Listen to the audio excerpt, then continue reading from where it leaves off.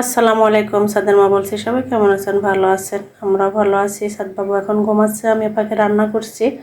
আমি আজকে রান্না করব খুবই সহজ পদ্ধতি একটা রান্না, একদম খুবই তাড়াতাড়ি হবে রান্নাটা, এই জন্য আমি করছি।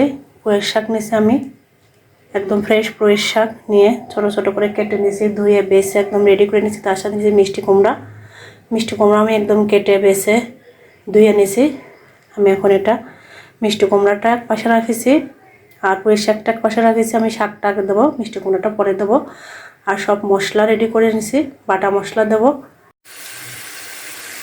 এই যে আমি পুঁইয়ের শাক আর মিষ্টি কুমড়া রান্না করার জন্য মশলা দিয়ে দিয়েছি। এখানে আমি পরিমাণ মতন তেল দিয়ে দিয়েছি।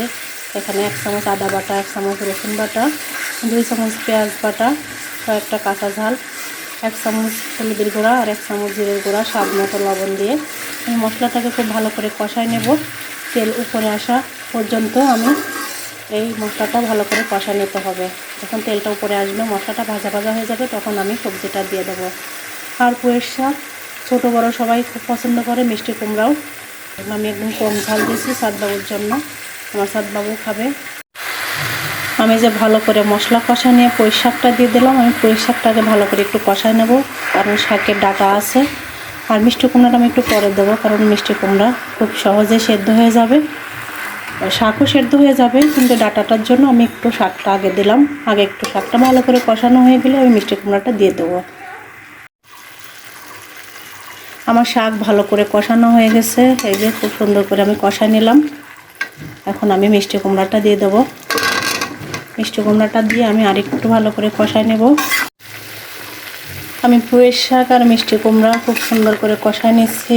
এই যে পানি বেরোয় গেছে, আর আমার পানি দেওয়া লাগবে না।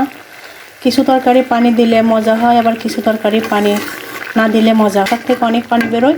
সুতরাং আর মিষ্টি কুমড়া তো অনেক নরম একটা সবজি নাই। এই দুধের সবজি যেমন উপকার আছে, তেমন অপকারও আছে।